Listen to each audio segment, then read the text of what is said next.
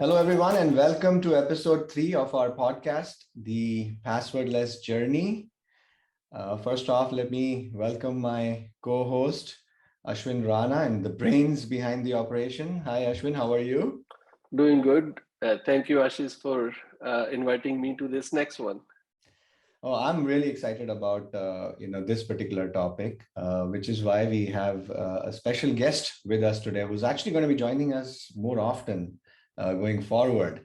I have with me Mr. Suresh Bhandarkar from Beyond Identity. Suresh, if you can take the floor and explain, and if you can give us a little bit of a background about your experience. Sure. Hello, Ashish. Hello, Ashwin. Thank you for the opportunity to be part of your awesome podcast. And also thank you to all the listeners who are tuning in either now or later. By way of my introduction, I am currently Director of Solution Architecture for our technology partner ecosystem here at Beyond Identity. And I also am the product manager for Secure DevOps product. Prior to joining Beyond Identity, I was a chief technical architect at Zscaler. Very, very excited to be part of this conversation now. So let's get it rolling. First of all, welcome, Suresh. Really excited to have you with us today. I just realized now we have two ex-Zscalers with us. We have Ashwin and we have Suresh. What's going on? I think my podcast is being dominated by all these Zscaler employees. Maybe we should do one specifically on Zscaler technology, which we will when we talk about ZTNA and SASE and all of that good stuff. But today's topic is really exciting, as we go deeper into this journey of passwordless technology.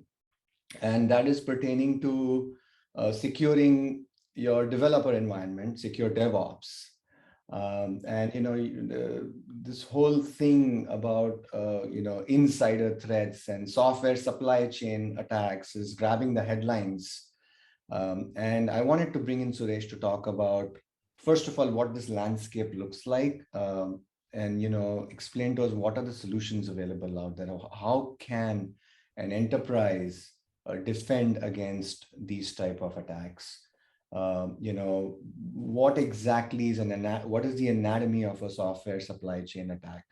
What is this, various threats that we keep hearing about within this CI/CD pipeline? And then specifically, what is Beyond Identity doing in this space? So Suresh, with that in mind, walk us through. The floor is yours, and we'll keep it interactive. We'll ask questions, and as always, we intend to keep it to a level where anybody who's listening to our podcast can understand. You don't have to be a developer to understand, as long as you are, looking at this problem from that lens. So go ahead, Suresh. The floor is all yours. Perfect. Thank you, Ashish.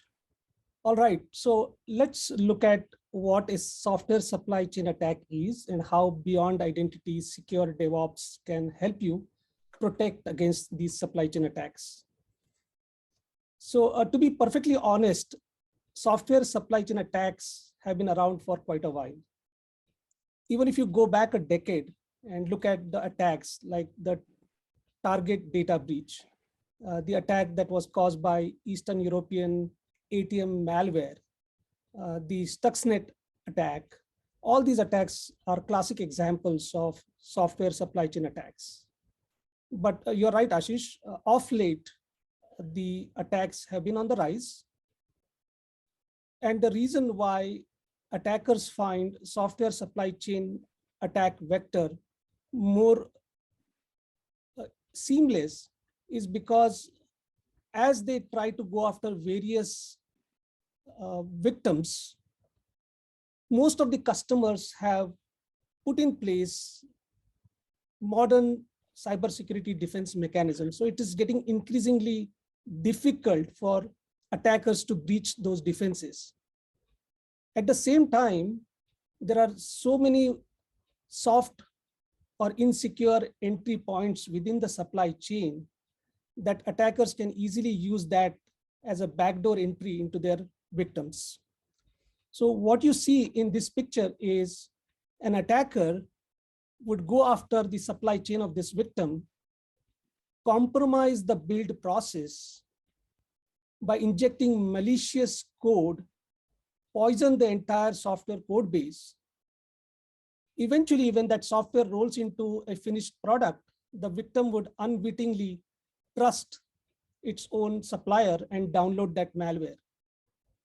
And as a result, you would have an open backdoor for this attacker to enter into the victim's enterprise network.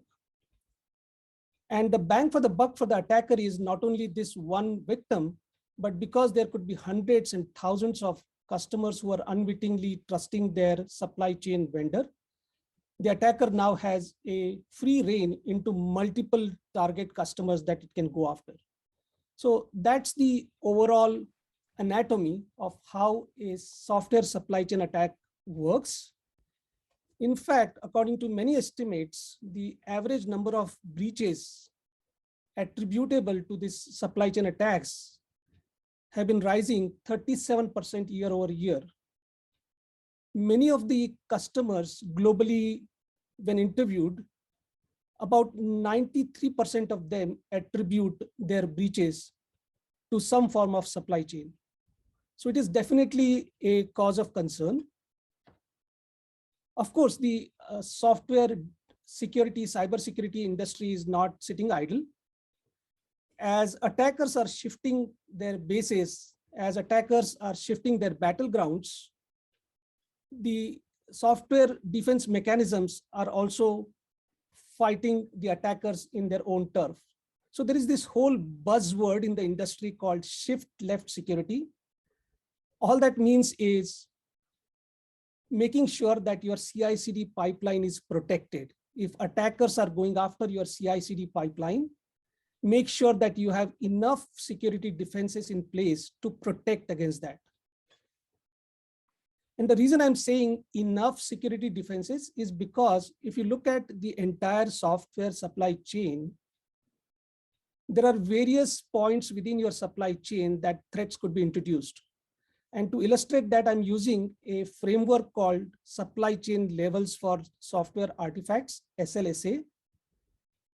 So this is a framework which is put together by a collaboration of multiple industry vendors and organizations. It is a specification around standards and controls to be able to defend against software supply chain attacks. There are actually 4 levels of supply chain SLSA framework. But what is of interest to Beyond Identity and would be of interest to many of you listeners here would be how we can protect against the most important and critical threat, which is about how to prove code provenance. So this is the focus of Beyond Identity's product, which you will see in next few minutes. Specifically, going back to the anatomy of software supply chain attack illustration that we used before, and layering on top of that some of the mechanisms that Beyond Identity could bring in through code provenance. I'm going to use a couple of examples. So for example, the build could be done using any kind of a distributed version control system, but we are going to assume Git as our distributed version control system. And when you talk about Git, automatically you talk about Git remote, and this could be GitHub, GitLab, Bitbucket. It could be Azure DevOps, it could be AWS code commit. No matter what, these Git remotes provide you a number of different ways to access them. So obviously all of them have put in security measures in place. If you're accessing GitHub through a web interface, you have 2-factor authentication as a primary means of defense. If you are connecting your GitHub org to your corporate IDP, then you have access to SAML SSO, SAML protocol to be able to connect into your IDP. However, we all know that majority of the developers use the command line interface, which is protected through SSH. So a developer with legitimate SSH keys uses an SSH tunnel to check in and check out the code. So this is where we need to take a pause and understand what are the security vulnerabilities, security loopholes that are possible in this kind of a scenario. So Suresh, if I may ask a question here. Sure. So what you are telling me is if I do have a web-based interface secured, for example, if I'm using Beyond Identity's Secure Works product, that does not come into picture here. It's not providing it's the required protection because this is using a different path than the web-based interface. That is correct, Ashwin. So essentially, as a developer, you interact with your Git remote in many different ways.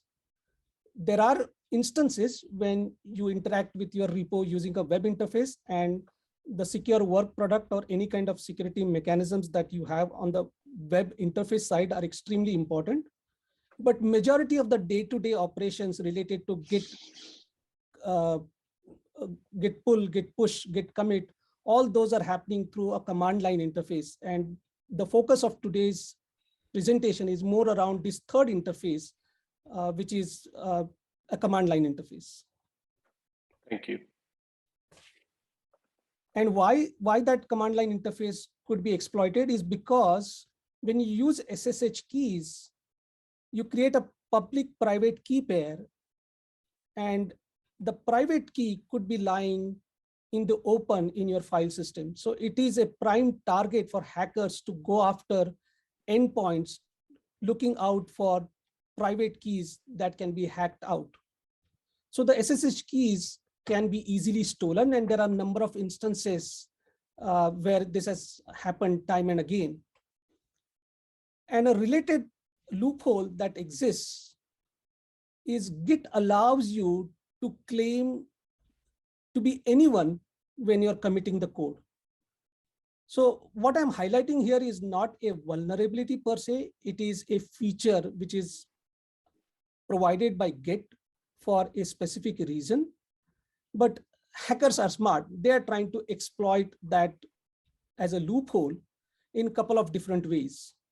One of the ways is an external attacker who has access to stolen SSH keys can insert this developer's name while committing malicious code and spoof himself as a legitimate user and check in malicious code. So this is one of the vulnerabilities or one of the attack vectors that we are going to see that can be prevented, protected against through code provenance. The second one is, here we are talking about a legitimate user with legitimate SSH keys, but has malicious intent. So this malicious user who is an insider doesn't need to steal the SSH keys because he has his own SSH keys, but he could put in a name of another legitimate user and spoof his malicious code as if it is coming from a different user. So these are the primary attack vectors that come into picture when you use a command line SSH interface into your Git remote. And that's what we are seeing, how we can address this problem. So the solution to this problem is to use code commit signing. It's a well-known solution that has been documented, has been around for a while. It provides you code provenance through 3 different key attributes of security. One is integrity, second one is authenticity, and third one is non-repudiation. So if this picture is clear to you, then let's see how Beyond Identity solution can provide you code provenance and how it differentiates from standard run-of-the-mill solutions. So on this slide, you can see the key components of Beyond Identity SDO solution architecture. To highlight, on the right-hand side, we have the end user device, end user machine, on which we are running the Beyond Identity lightweight authenticator app called BI Authenticator. On the left-hand side, we have the Beyond Identity Secure Cloud. And in the middle is the Git remotes which I have shown to be GitHub, but it could be, again, any Git remote, GitLab, Bitbucket, Azure DevOps, or AWS code commit. The way the solution works is using the authenticator, the developer creates GPG keys. Now, it is interesting that these keys are not created in the file system. The keys are created in the trusted platform module, which is a secure enclave backed by the hardware on your device. And then once those keys are created, obviously the private key is sent over to the Git remote. Private key is also sent over to the public key is sent over to the Git remote. The public key is also sent over to the Beyond Identity cloud. Private key never leaves the device. It always remains within the TPM of the device. And then once you have configured all the configurations related to setting the repositories, from that point onwards, all the Git operations are aware about the authentication process.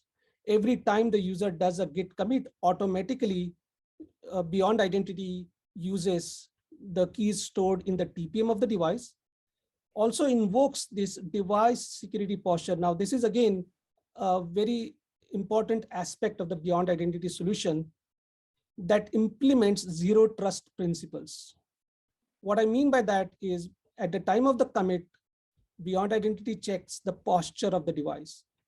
Is the antivirus solution on? Is firewall running? Is the hard disk encrypted? Are certain software running? If you have EDR solutions like CrowdStrike, we check the zero trust assessment score and see if the threshold is met before allowing the commit process. And after all this is done, on the Git remote side, there are obviously some native checks in place from various Git remotes.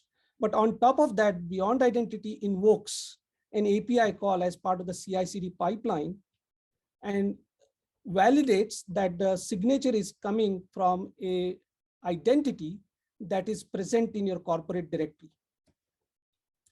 So to summarize, I would like to highlight three things. The keys are generated in the secure enclave, TPM.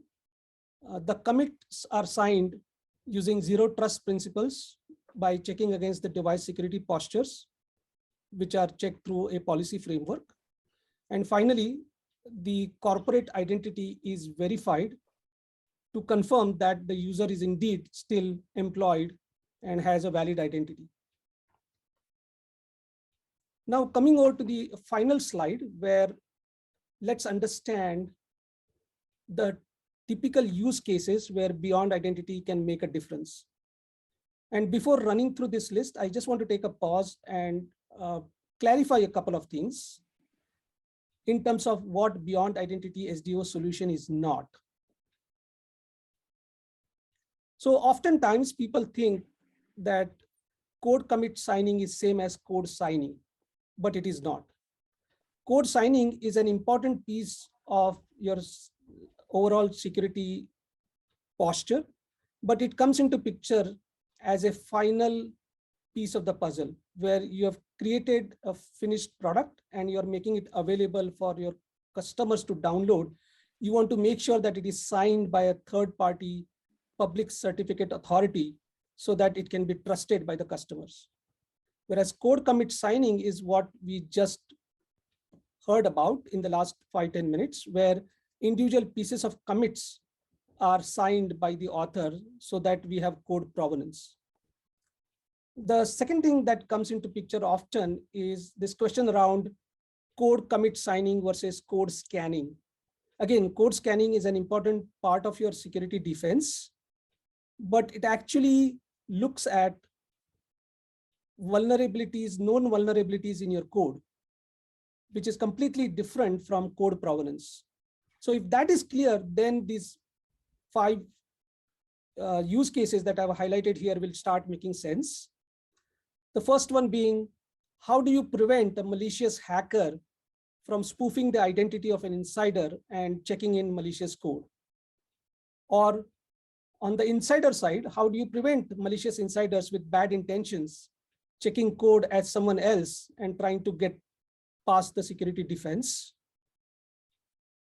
In my mind, it also acts as a big deterrent from insiders committing malicious activity because they know that they cannot repudiate their actions. There is strong non-repudiation, immutable audit record, audit logs that are in place. Your commits are signed by a private key that cannot be forged, that cannot be extracted out of the TPM. So it is extremely difficult to repudiate malicious actions.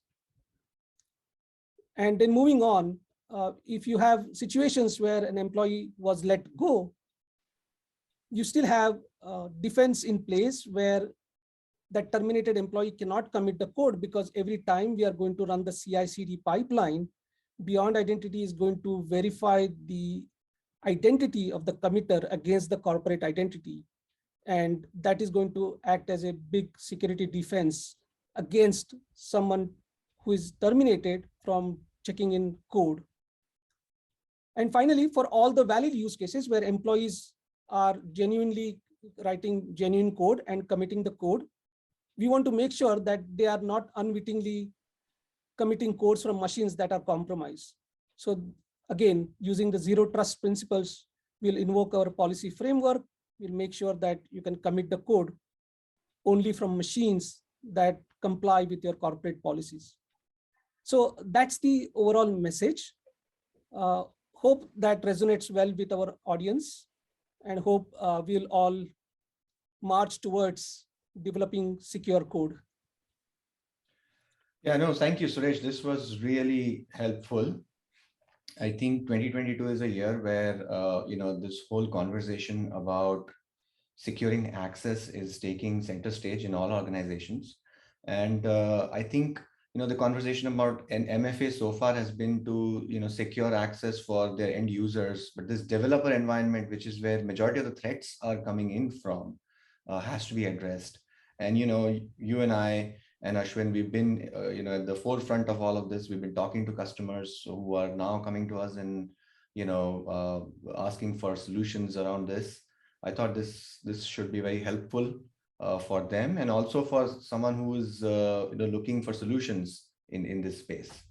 So I really appreciate you coming in and making it very simple for anybody to look at. I'm not a developer, but this makes so much sense to me, bringing zero trust into the developer environment. So thank you very much. For anyone who is, yeah, go ahead. I should say that I second that, Suresh. You did a really good job of bringing that to the level where everyone understands. It's a complex subject, but you were able to simplify it so much. Thank you. Yep. Yeah, and for anyone who is looking for more information, they can find this at our website at beyondidentity.com. All right, until next time, thank you for watching. Thank you.